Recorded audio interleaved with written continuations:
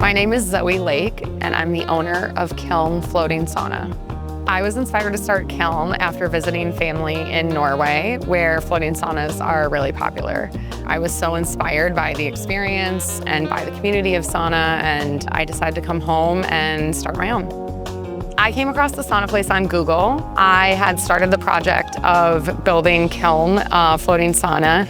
My builders had quit in the middle of the project, and I was just devastated. I didn't really know where to turn, and I was looking for a sauna company that could send me a kit to build out my hot room.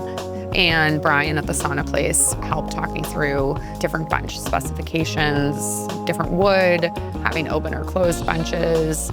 I knew that they could deliver. We had a pretty tight turnaround because the build was already underway. Just everything about it, the customer service, how quickly he responded, got me the designs. Because I sent him my measurements and he did the rest of the work. The other thing that's great about getting a custom sauna is the ease at which you can put it together. Everything went together like a puzzle piece. It was very easy to put in the space and figure out.